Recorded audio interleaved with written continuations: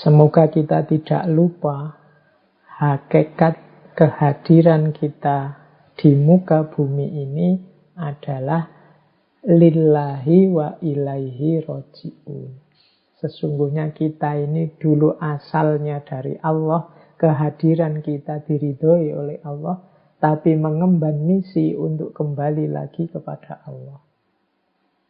Nah, manusia dengan segala karakternya, apakah kelebihan maupun kekurangannya, itu membawa misi ilaihi roji'un. Maka semangat muhasabah adalah semangat menilai rute perjalanan kita. Apakah memang rute kita ini sudah lurus ilaihi roji'un? Ibaratnya GPS-nya ini sudah benar enggak, kita ini arahnya nanti akhirnya Allah. Atau jangan-jangan kita sudah melenceng jauh. Atau jangan-jangan kita selama ini mandek saja, enggak berkembang-berkembang. Nah, jadi bahan kedua untuk muhasabah, ayo dicek. Perjalanan kita ilaihi roji'un yang benar apa enggak.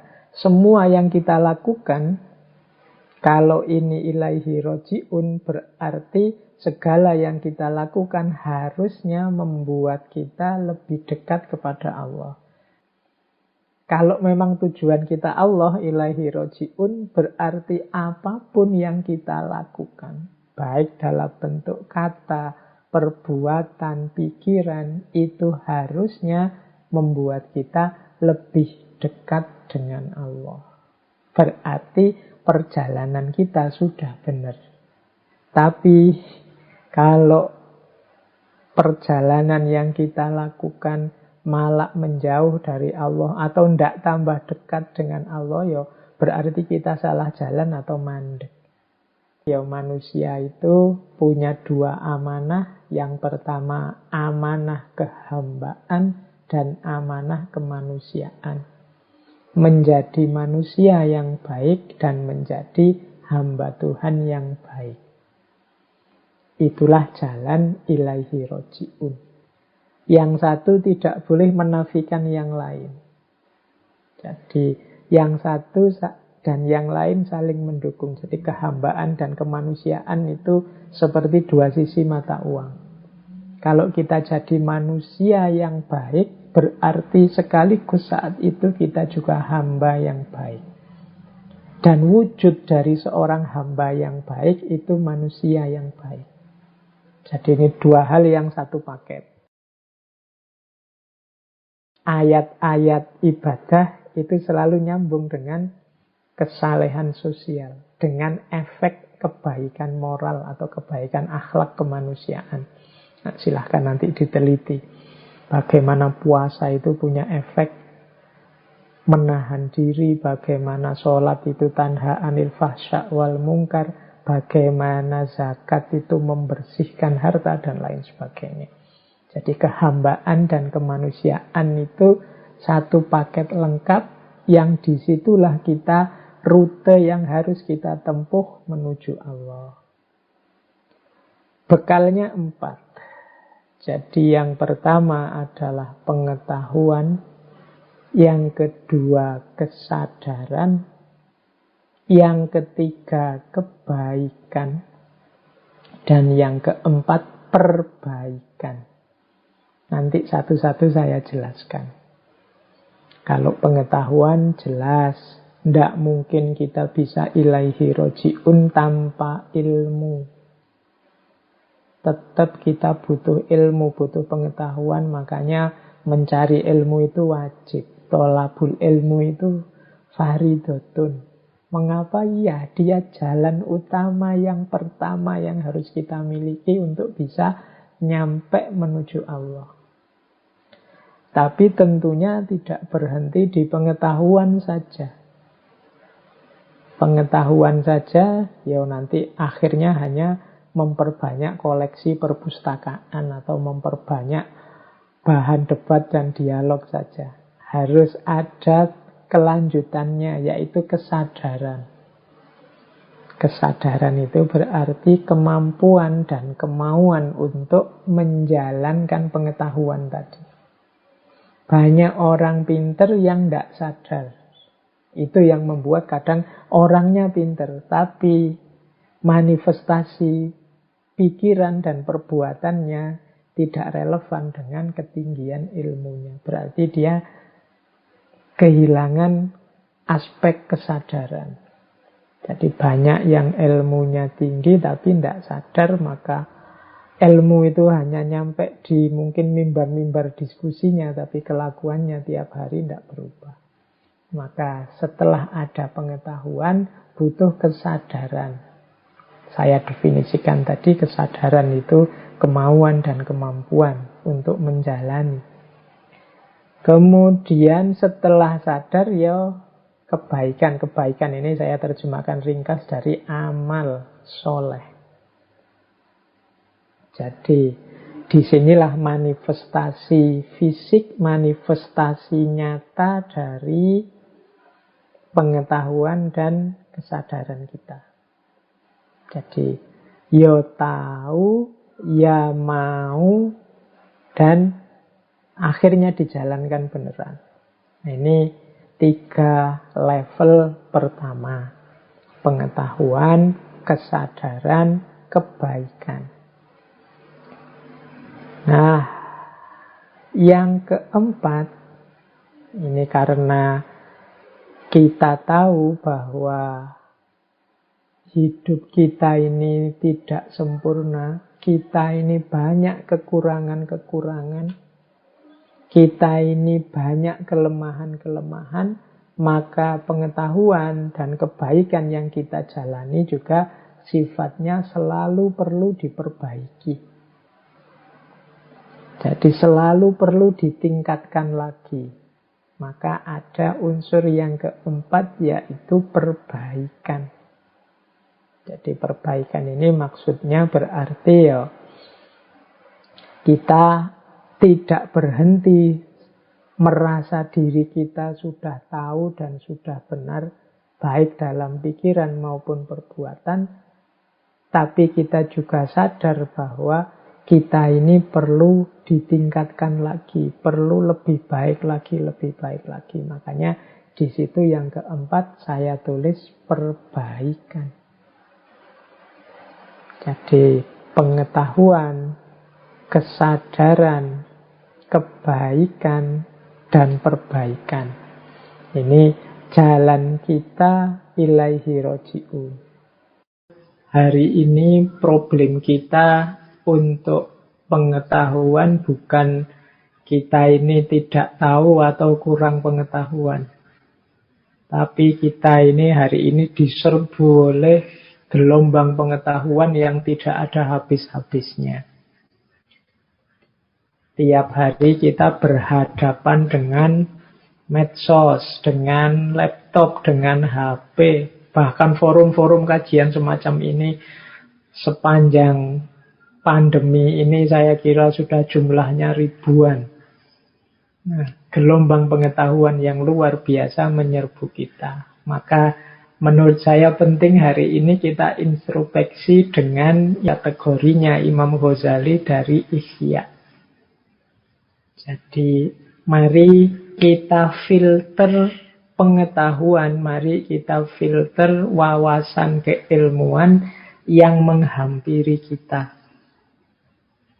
Imam Ghazali punya kategori ilmu itu ada kalanya mahmudah, ada kalanya mazmumah. Jadi pengetahuan atau ilmu itu punya kategori mahmudah, punya kategori mazmumah. Mahmudah itu berarti terpuji, mazmumah itu tercela. Terpuji atau tercela itu bisa karena isinya, bisa karena prosesnya, bisa karena hasil atau efeknya. Jadi kalau Imam Ghazali menjelaskan yang isinya mazmumah itu jenis-jenis ilmu yang merusak. Imam Ghazali mencontohkan ilmu sejenis ilmu sihir, ilmu santet, dan yang seperti itu. Mungkin hari ini termasuk ilmu-ilmu yang Mungkin untuk menipu orang, membuat hoax, membuat berita palsu, dan lain-lain, itu perlu kita beri kategori ilmu yang mazmumah. Kita tidak perlu ngerti yang seperti itu. Kita kejar saja yang mahmudah. Ada juga sebenarnya ilmunya mahmudah, tapi proses kita mencari atau proses kita menyampaikannya tercela. Mungkin mencari ilmunya dengan cara, kalau di kampus itu model plagiat, atau mencari ilmunya dengan cara beli buku bacaan misalnya. Nah, itu bahasa saya itu mazmumah dari sisi prosesnya. Hati-hati, nanti jangan sampai ilmunya tidak barokah dari situ. Atau dari sisi hasil atau efeknya. Hasil atau efeknya ini ya berarti manfaat dan mafsadatnya.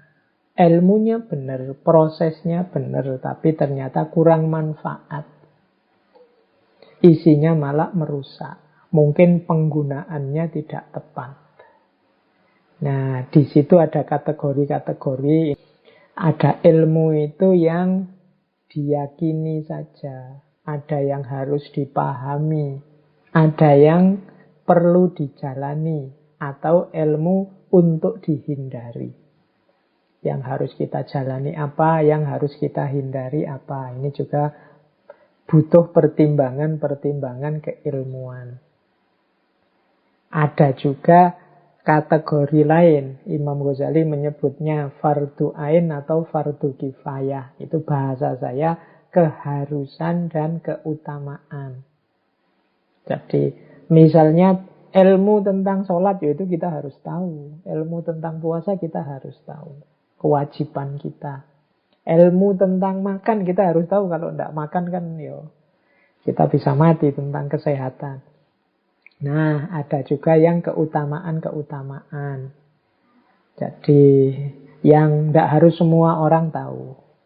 Yang ahli biologi ilmunya mendalam di biologi, yang ahli fisika mendalam di fisika. Itu penting semua, tapi keutamaan-keutamaan. Tidak wajib setiap orang ngerti.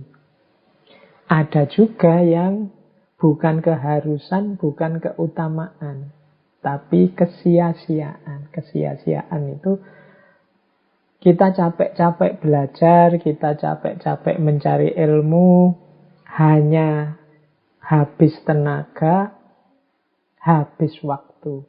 Nah, itu kesia-siaan namanya. Tidak ada gunanya sama sekali. Tidak ada manfaatnya. Capek-capek lihat debat, lihat diskusi, lihat TV, tapi kok hasilnya apa? Tidak tahu. Malah tambah sumpek, tambah rusak. Itu kesia-siaan. Jadi itu 3 kategori keilmuan versinya Imam Ghazali. Jadi ada yang fardu ain, ada fardu kifayah. Nah, yang terakhir kalau ini kita mesti ngerti ya, manfaat dan mafsadat. Ilmu itu membawa kebaikan ataukah membawa kerusakan. Ini juga bisa tergantung isinya, bisa tergantung prosesnya. Ada ilmunya baik, tapi digunakan untuk yang jelek-jelek, untuk yang merusak-merusak, ada juga begitu. Oke, atau Pak ini ilmunya, isinya sebenarnya merusak kok Pak, saya hanya ingin tahu saja, tidak ada gunanya apa-apa. Jangan-jangan itu hanya buang waktu saja. Kalau memang begitu, jatuhnya nanti kesia-siaan. Nah, kita sendiri yang ngukur. Nah, muhasabah bidang pengetahuan ini, kita pertama-tama harus bertanya, apakah aku sudah punya ilmu tentang apa yang harusnya aku ketahui? Itu yang pertama. Setelah itu baru yang lain, yang keutamaan. Kemudian boleh ditanyakan wawasan-wawasan, upaya-upayaku menambah ilmu selama ini ada ndak sih yang jatuhnya kesia-siaan? Atau jangan-jangan hanya merusak pikiranku saja. Saya suka sih ikut di grup sana itu, tapi kok setiap saya baca isinya diskusi ndak karu-karuan, ngerusak pikiranku saja. Nah, itu kita juga harus waspada. Karena pengetahuan yang kita masukkan dalam diri kita, itulah nanti yang jadi patokan, yang jadi standar hidup kita nanti wujudnya akan seperti apa. Jadi kuncinya ada di pengetahuan yang masuk. Maka jangan sampai yang masuk itu hal-hal yang mazmumah. Alhamdulillah kalau mahmudah. Kita juga harus ngerti mana yang diyakini, mana yang untuk dipahami, mana yang untuk dijalani, dan mana yang untuk dihindari. Yang dihindari pun kita harus tahu, karena jangan sampai harusnya kita hindari, tapi malah kita jalani. Harusnya kita jalani, kita hindari. Ada yang cukup diyakini, tapi ada yang perlu dipahami. Dipahami berarti difikirkan secara mendalam. Ada ilmu khususnya. Tapi ada juga bagian pengetahuan yang cukup diketahui saja. Nah, jadi ayo level muhasabah untuk pengetahuan. Kita tengok isi pikiran kita selama ini. Kalau ada yang hanya sia-sia, tidak ada gunanya, apalagi yang mafsadat, atau ada yang mazmumah, mari secara sengaja kita sisihkan dari isi kepala kita. Atau kita menghindar dari situasi yang menyebabkan kita menyerap informasi yang mazmumah, atau pengetahuan yang mafsadat, atau aktivitas ilmu yang sia-sia. Hanya habis biaya, habis tenaga, habis kuota, tapi tidak ada manfaatnya. Jadi ini level muhasabah yang pertama. Tadi kan bekalnya menuju Allah itu yang pertama ilmu atau pengetahuan.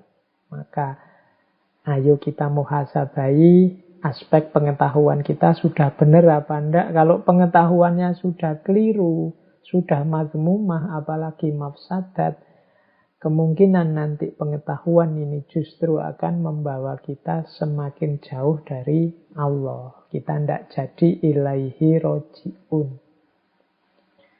Ini yang pertama, step pertama, pengetahuan. Kita lanjutkan ke step kedua, kesadaran.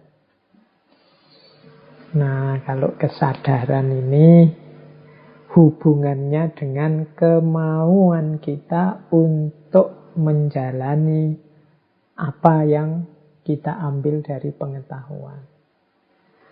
Nah, kesadaran itu saya bagi 3. Jadi kalau pengetahuan itu bahannya, kesadaran ini wadahnya. Ada isi, ada bentuk, ada manifestasi. Jadi mari membangun kesadaran. Ayo kita tengok diri kita. Kesadaran kita itu isinya seperti apa, bentuknya apa, manifestasinya bagaimana. Kita bahas pertama ya, isi. Ini saya membedakan isinya kesadaran itu bisa 3. Yang pertama basyariyah, yang kedua insaniyah, yang ketiga ilahiyah. Cuma ada kategori-kategorinya. Jadi yang pertama isi, ya, saya jelaskan satu-satu. Kesadaran basyariyah itu kesadaran pemenuhan kebutuhan kemanusiaan fisikal saja. Itu basyar.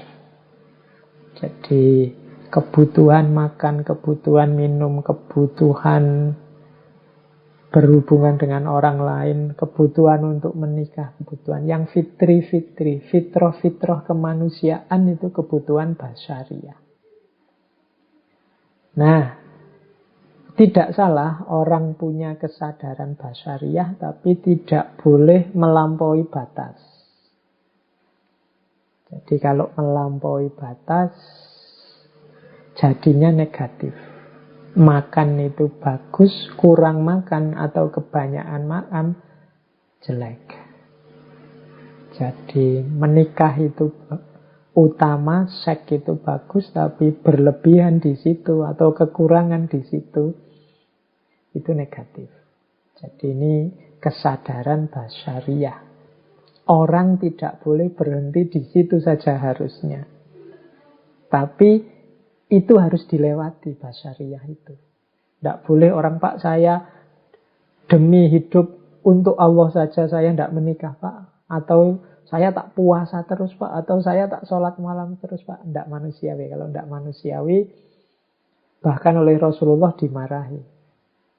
Itu nanti kan ada hadisnya, faman rohiba an sunnati falaisa minni. Wong Rasul juga menikah, Rasul juga tidur, dan juga sholat malam, Rasul juga puasa dan juga buka puasa. Jadi ini kesadaran basyariah, dipenuhi secukupnya dan jangan berhenti di situ.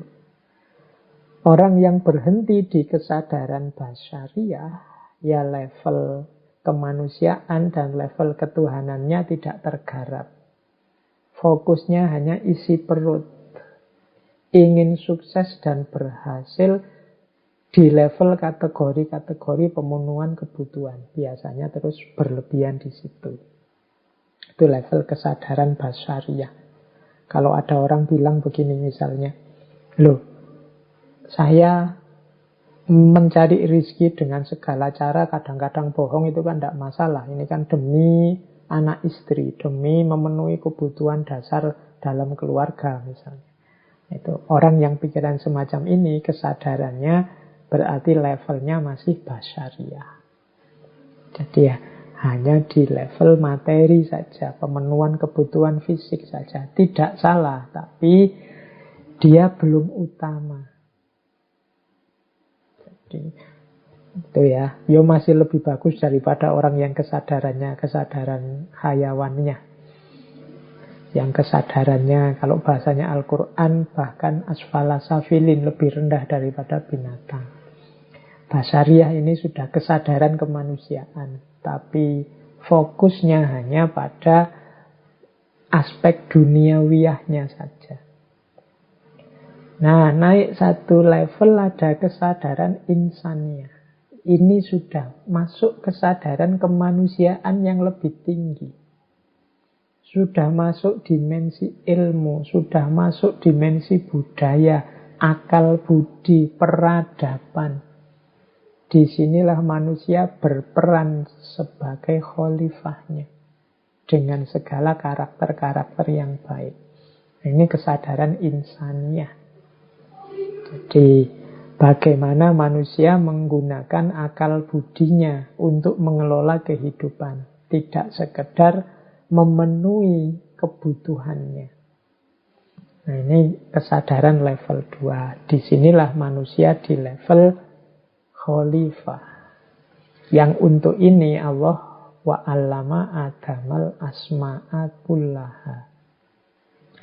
Nah, yang ketiga isi kesadaran adalah kesadaran ilahiyah. Kesadaran ilahiyah itu fokusnya jiwa kita, orientasinya hanya Allah saja. Nah, ini kesadaran ilahiyah namanya. Oke, jadi ada basyariyah, insaniyah, ilahiyah. Ayo kita tengok dalam dirimu masing-masing, kesadaranmu isinya apa sekarang. Kalau yang kamu pikir hanya, Pak, kapan saya lulus, kemudian dapat ijazah, kemudian cari kerja, kemudian kawin, kemudian punya anak, membesarkan anak, itu saja yang ada di pikiranmu, ya berarti engkau ada di kesadaran basyariah. Tidak salah, cuma perlu kamu naikkan lagi levelnya biar tidak hanya itu.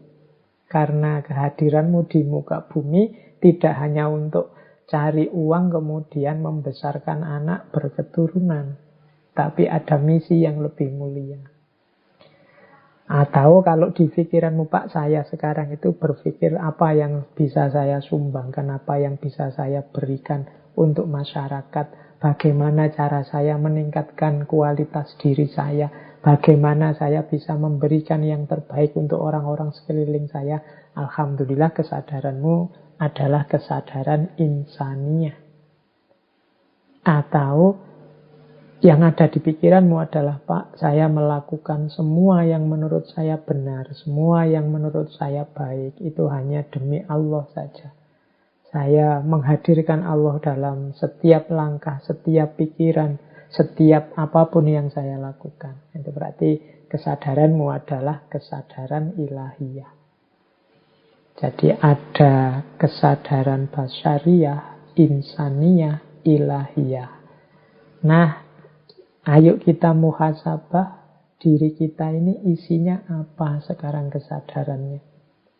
Yang sibuk muncul di pikiran kita itu apa? Basyariyah, insaniyah, atau ilahiyah. Itulah level kesadaran kita. Terus bentuknya sekarang.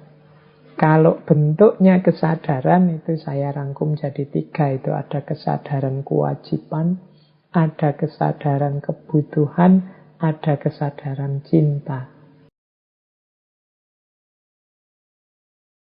Jadi kalau kewajiban itu berarti yang kau orang baik melakukan segala jenis kebaikan, tapi sifatnya karena engkau merasa itu kewajibanmu. Kalau kewajiban itu kan seperti aturan yang dibebankan. Bahkan ada kesan dipaksakan. Harus kamu lakukan. Itu kewajiban. Jadi sudah baik, cuma rasanya masih beban.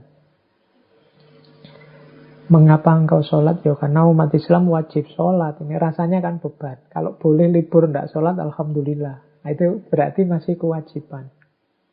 Kok mau puasa 1 bulan? Ya orang Islam ya wajib.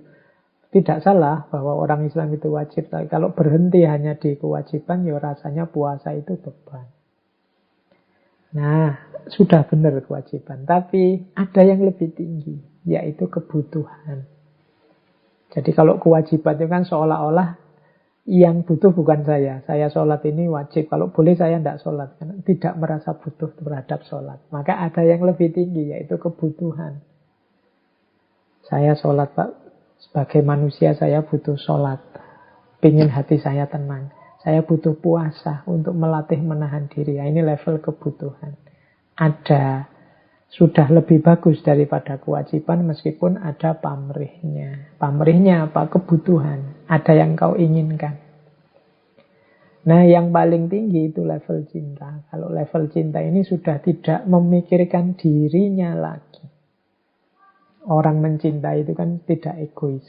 Yang difikirkan adalah yang dicintai. Maka ini disebut level paling tinggi. Kadang orang menyebutnya ikhlas. Jadi, mengapa engkau sholat? Allah suka kalau saya sholat. Semuanya lillahi ta'ala, hanya untuk Allah saja. Nah, ini level ketiga. Jadi, kesadaran kita tadi yang basyariyah, insaniyah, ilahiyah itu ada di level kewajiban ataukah level kebutuhan ataukah level cinta. Mari kita muhasabai. Kalau kita merasa semua ini beban dalam hidup kita, berarti levelnya masih kewajiban. Kalau kita masih punya banyak pamrih-pamrih yang lain selain Allah, selain lillahi ta'ala, levelnya kebutuhan. Tapi kalau kita sudah tidak egois memikirkan apa yang saya dapat, keuntungan apa yang saya peroleh, berapa pahala yang saya panen, yang penting Allah ridho padaku, levelnya level cinta. Nah, kesadaran inilah nanti yang kita manifestasikan dalam hidup. Ya bentuknya 2, dia dalam bentuk niat dan amal, dilaksanakan dan niat. Kalau orang kewajiban niatnya ya level kewajiban, kalau orang kebutuhan niatnya level kebutuhan. Saya sedekah biar dapat balasan dari Allah 70 atau 700 kali lipat, itu levelnya level kebutuhan. Tapi kalau lillahi ta'ala niatnya ya level cinta. Cara memahaminya begitu. Nah, ayo kita muhasabai kebaikan-kebaikan kita. tindakan-tindakan yang kita anggap kebenaran, kebaikan yang selama ini kemarin-kemarin kita jalani, itu jenis kebaikan basyariah ataukah insaniyah ataukah ilahiyah. Kemudian kita jalankan kebaikan itu sebagai kewajiban atau untuk memenuhi kebutuhan atau representasi dari cinta kita kepada Allah. Nah ini mari kita muhasabah ya, level ya yang saya sebut pertama berarti level yang rendah, tambah naik, tambah tinggi. Kalau yang kejahatan, keburukan, ya tidak kita sebut di sini. Kalau teman-teman masih menemukan keburukan, ya berarti itu pertama-tama yang harus dibersihkan. Tidak saya bahas, berarti itu levelnya belum sadar. Makanya butuh pengetahuan. Kalau orang sudah tahu, biasanya sadar. Kalau sudah sadar kan terus dijalani kebaikan. Kalau ini aktivitas konkretnya. Yang tadi pengetahuan aktivitas inteleknya, kesadaran aktivitas batinnya. Nah sekarang konkretnya. Kadang-kadang kita menyebut ini dengan istilah amal soleh. Kebaikan itu kategorinya dua. Ada kebaikan lahiriah, ada kebaikan batiniah. Ini dua jenis sebenarnya, tapi kalau menurut saya satu paket. Lahiriah dan batiniah itu satu paket seperti dua sisi mata uang. Amal soleh kita yang lahiriah itu tidak bernilai kalau tidak diiringi oleh batin yang juga soleh. Sebaliknya, batin yang soleh itu tidak ada artinya kalau tidak ada manifestasi lahiriahnya. Misalnya, sedekah itu kan lahiriah, membantu orang lain. Tapi kalau batinnya tidak ikut mewarnai, misalnya dengan ikhlas, tanpa pamrih, maka sedekah tadi nilainya jatuh. Mungkin jadinya hanya untuk riya, mungkin jadinya sumber kesombongan, karena kehilangan aspek batinnya yaitu ikhlas. Itu contoh bagaimana lahiriah tergantung batiniah atau batiniah. Apa wis batinnya misalnya Pak saya itu orang yang dermawan loh Pak. Itu batin yang baik kan. Tapi batinmu yang baik yang kamu klaim sebagai dermawan itu tidak ada gunanya kalau tidak ada bukti bahwa kamu suka berbagi dengan orang lain secara lahiriah. Pak saya itu muslim yang baik loh Pak, sayang dengan saudara. Oh itu kan kualitas batin. Tapi kualitas batin ini kan nanti pasti kelihatan di level lahiriahnya. Kalau engkau memang penyayang dengan saudaramu, engkau muslim yang baik, yang menjaga ukhuwah misalnya, keluarnya pasti tidak mungkin isinya caci maki, tidak mungkin isinya fitnah, tidak mungkin isinya saling mencari kesalahan. Nah ini batiniah yang termanifestasi dalam lahiriah. Makanya saya sebut meskipun dua jenis yang berbeda, amal soleh yang lahiriah dan batiniah, tapi ini seperti dua sisi mata uang yang saling menyempurnakan. Batinnya cinta. Cuma kan orang akan menganggap omong kosong kalau katanya cinta tapi WA tidak pernah dibales, katanya cinta tidak pernah apel, katanya cinta yang sana sakit kok tidak jenguk. Itu kan lahiriahnya menentukan juga.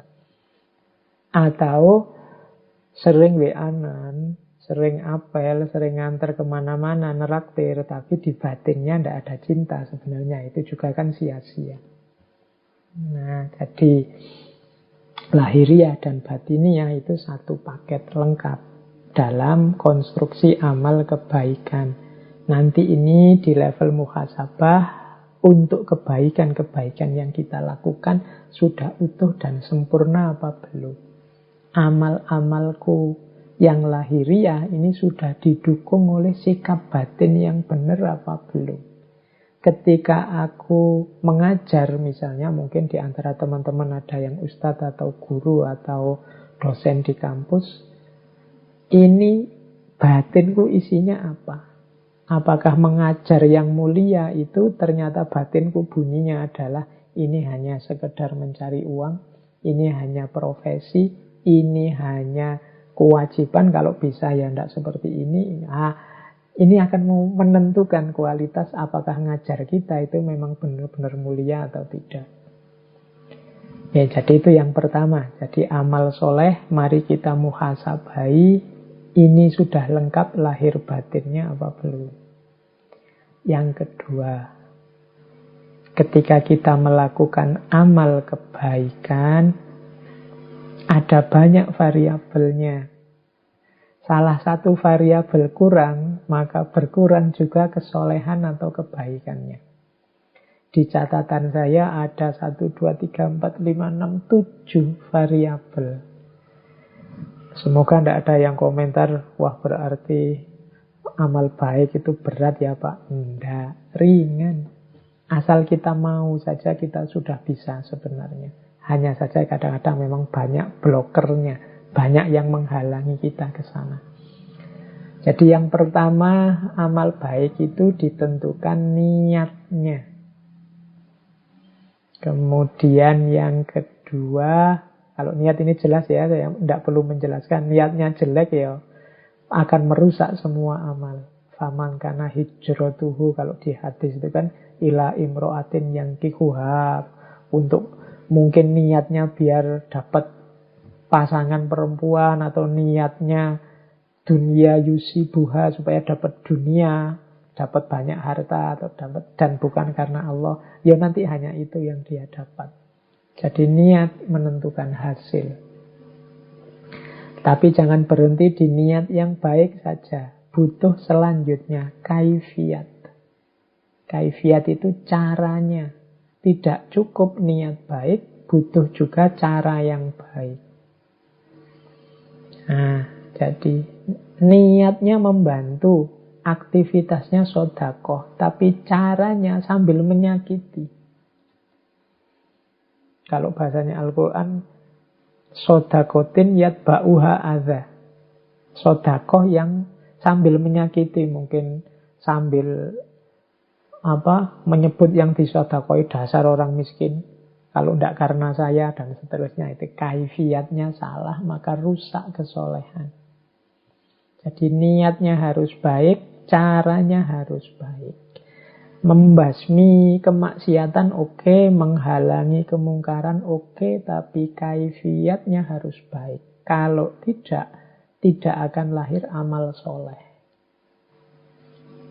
Jadi yang kedua kaifiat kunci. Yang ketiga dan keempat akhlak dan adab. Akhlak itu etika, adab itu etiket. Akhlak itu situasi batin yang bermoral, adab itu manifestasi sopan santun lahiriah. Ini juga jadi kunci. Akhlak dan adab. Jangan lupa juga doa. Doa masuk di situ dalam rangka apa? Amal baik itu sudah bagus. Tapi ketika kita merasa bahwa kuncinya adalah di kekuatan kita, kuncinya adalah keberhasilan amal itu karena kita pinter, kita mampu, kita bisa, maka amal baik akan jadi blunder yang justru menjatuhkan kita, menjauhkan kita dari Allah. Karena di situ muncul bibit kesombongan. Kesombongan itu bisa dieliminasi dengan doa. Dalam arti apa? Kita berdoa semoga Allah memberi daya untuk kita melakukan kebaikan. Semoga Allah membawa hasil yang semakin dekat dengannya, sesuai yang kita inginkan. Semoga Allah meridhoi. Nah, ini menunjukkan bahwa nanti kalau berhasil, Allah lah yang membuahkan keberhasilan itu, bukan karena saya. Maka amal harus selalu diiringi doa. Berdoa berarti sadar bahwa kita ini punya banyak kelemahan dan kekurangan. Tanpa intervensi, tanpa bantuannya Allah, kita bukan apa-apa. Jangan lupa juga amal baik harus istiqomah. Istiqomah itu berarti continue, tidak angin-anginan.